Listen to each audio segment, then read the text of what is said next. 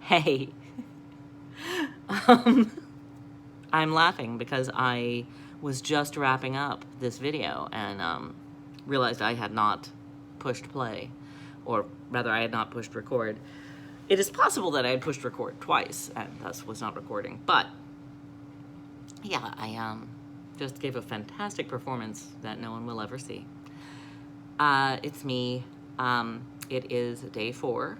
It is Wednesday, but I'm going to talk about Tuesday and this morning really briefly, by which I mean at great length. And then keep this afternoon, which was on other cases, as a separate video.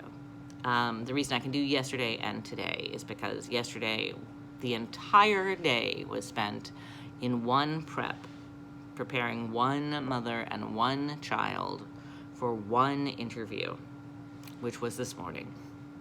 And the reason that it took such an extraordinarily long time is because, for really technical little matters that I can't get into because you'll die of boredom, in this particular case, we had to separate the mother's case from the child's case, and the child had to have a separate claim. She couldn't just, it wasn't just a case of, well, we'll prove that the mother is eligible and then the child follows the mother, because under the actual laws of the United States, you can't separate mothers and children in immigration.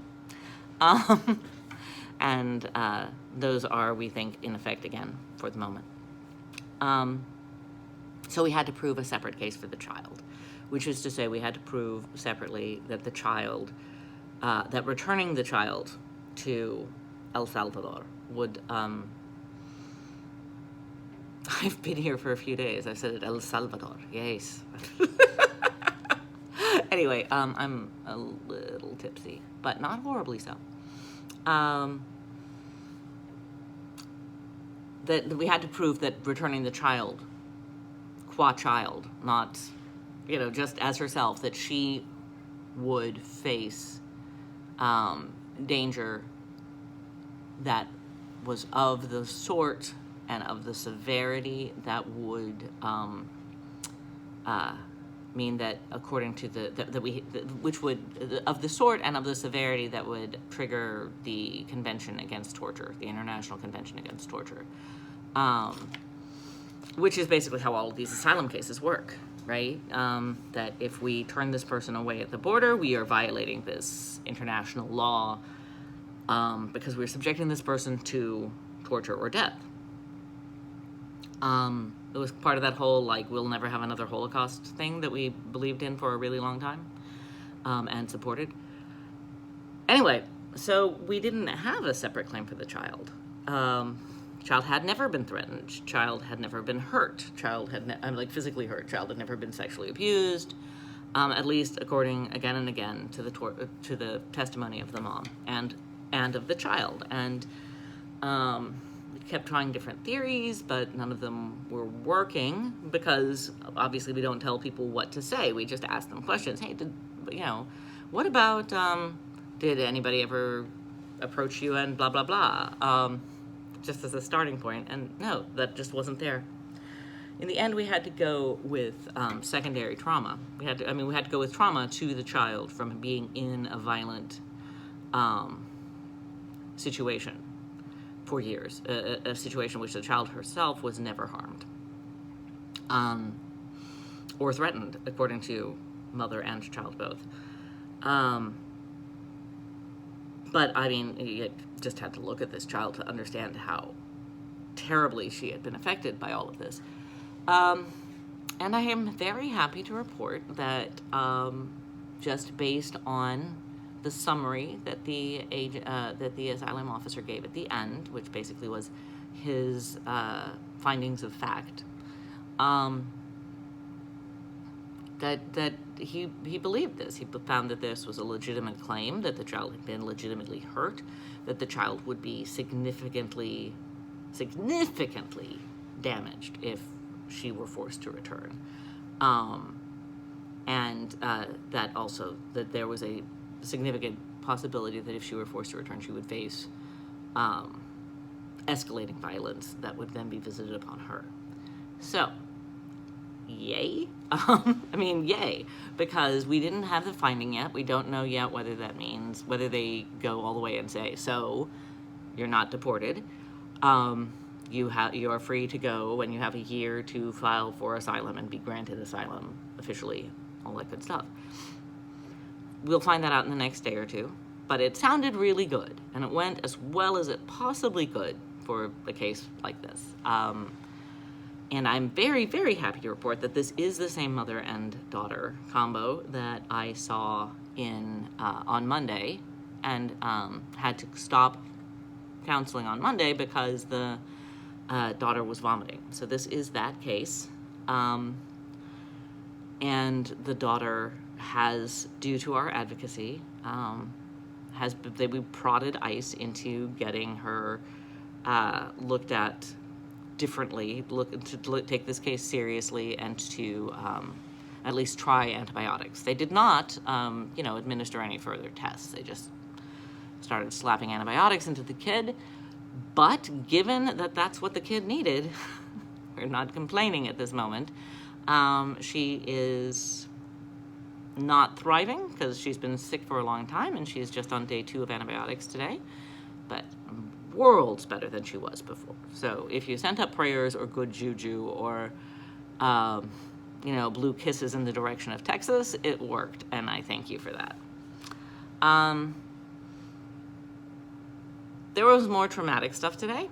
I'm not going to talk about that in this video because I think it's important to sometimes focus on what is right.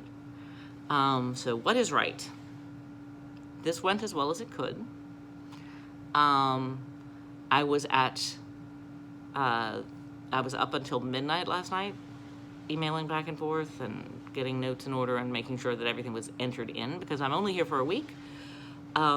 So record keeping becomes absolutely critical because there'll be a whole new batch of people next week. So I was up until midnight last night doing that, and I had to wake up at 5 this morning to shower so that I could be there on time, be there at 7:30 to meet with my clients, and then go over to the interview with them. And then I had to, turn in a transcript of the interview, basically the transcript being I was basically the court reporter there, just for the purposes of Kara, and report to them what my impression of the proceeding was. And then I didn't leave for lunch because I had to finish this paperwork, and I really wanted to do more interview preps this afternoon because I felt guilty for not having been out on the front lines yesterday. I was on the front lines yesterday. I was dealing with this one pair of incredibly traumatized people all day yesterday. I was trying to find ways to ask extraordinarily difficult questions about abuse, in ways that would not re-traumatize somebody, but would, uncover anything that was there that would actually help their case. Yesterday was a marathon, but I looked around me, and everywhere I looked, there were these people who were running sprint after sprint after sprint.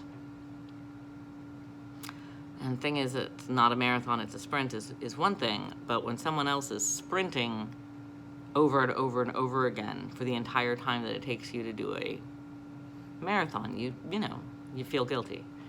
So I really wanted to make sure I got a bunch of preps in. I got 3 in this afternoon. I feel like I did really good work.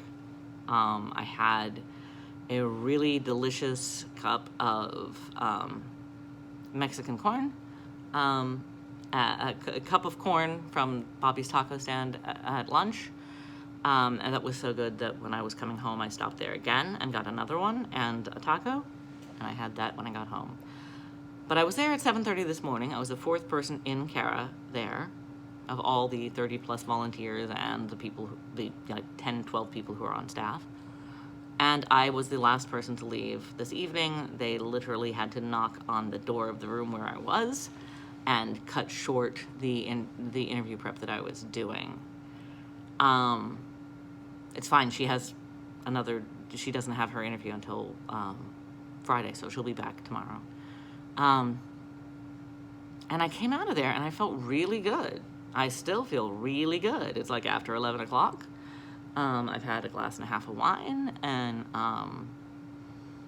there's something about, getting your feet under you and knowing what you're doing, and a little bit of success that makes it much easier to deal with the trauma that you encounter.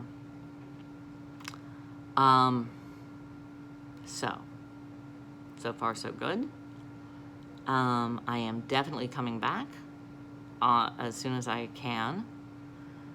There are other areas of advocacy that I'm really interested in pursuing as a result of this as well.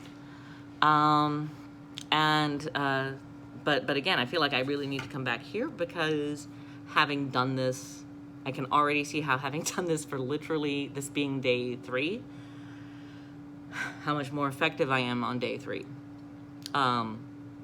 So that if I can come back for another week, I could hit the ground running on day 1, which would be kind of amazing. So that's it. Hope you had a great night, and I will post this now. And if I do get around to posting, doing a video for the horror of the afternoon, which I still, as you can see, feel pretty okay about how I navigated it and how I was able to help. Just the realities are things that are horrifying. If I do that, I won't be ready emotionally to post it until tomorrow. I know that. Okay.